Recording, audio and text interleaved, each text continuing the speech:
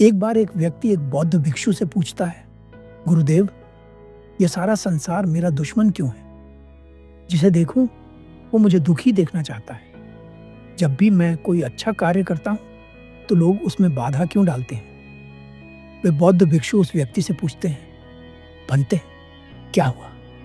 तुम इतने परेशान क्यों?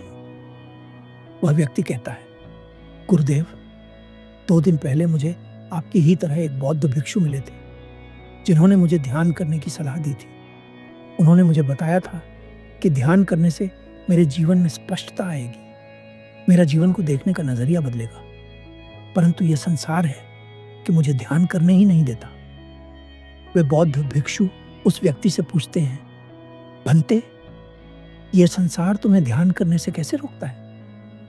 वह व्यक्ति कहता है, जब मैं घर में ध्यान करता हूं तो घर वालों की उपस्थिति मुझे ध्यान नहीं करने देती। तरह तरह की आवाजें मुझे ध्यान से भटका देती हैं। और जब मैं कहीं बाहर ध्यान करने का प्रयास करता हूं, किसी वृक्ष के नीचे या किसी पहाड़ी पर, तो पक्षी मुझे ध्यान करने से रोकते हैं। उनकी आवाजें मुझे परेशान करती हैं। तब बौद्ध भिक्षु उस व्यक्ति से कहते हैं, भंते, सबसे पहले तो तुम यह समझो कि कोई भी तुम्हारा दुश्मन नहीं है। जब तुम ध्यान नहीं भी कर रहे होते हो, लोग तब भी बोलते हैं, पक्षी तब भी चहचहाते हैं। तुम्हारी समस्या यह है कि तुमने, यहां वाक्य अधूरा था, इसे पूरा किया गया है। तुमने अपने ध्यान को बाहरी परिस्थितियों से जोड़ दिया है।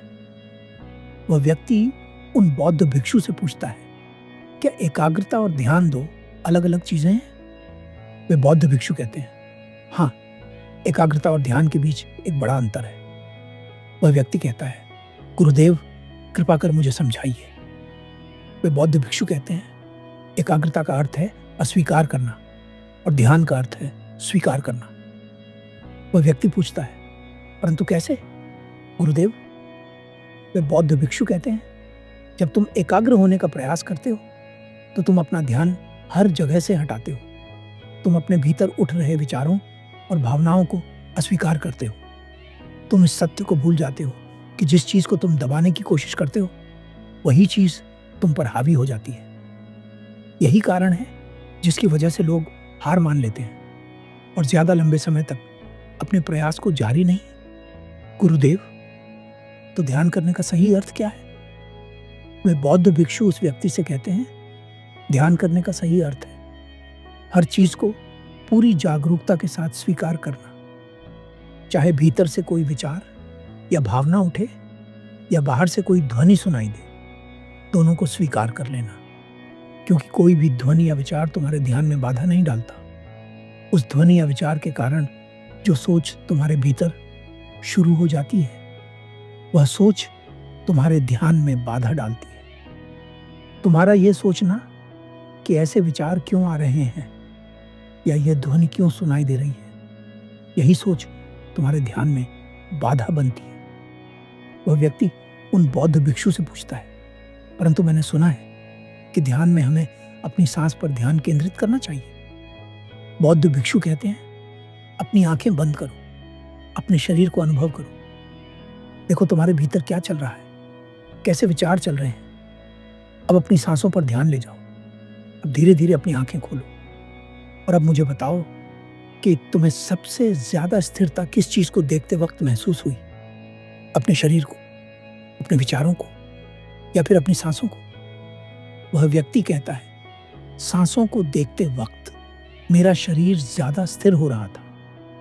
वे बौद्ध भिक्षु कहते हैं, सांसों को देखने का अर्थ यह नहीं है कि तुम हर विचार को अस्वीकार करो। जिस प्रकार तुम अपनी सांसों के लिए जागरूक हो, उसी प्रकार तुम्हें अपने विचारों के लिए भी जागरूक रहना है। हर तरह की ध्वनि के लिए भी जागरूक रहना है।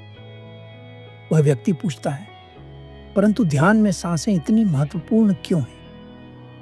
वे बौद्ध भिक्षु कहते हैं, जब तुम अपनी सांसों को जागरूकता के साथ देखते हो तो धीरे धीरे तुम्हारा शरीर और मन स्थिर होते चले जाते हैं और यही स्थिरता तुम्हें ध्यान तक ले जाती है। वह व्यक्ति उन बौद्ध भिक्षु से कहता है, धन्यवाद गुरुदेव, मुझे समझ आ गया है कि ध्यान का अर्थ अस्वीकार करना नहीं, बल्कि स्वीकार करना है। ध्यान का अर्थ एकाग्रता नहीं बल्कि जागरूकता है।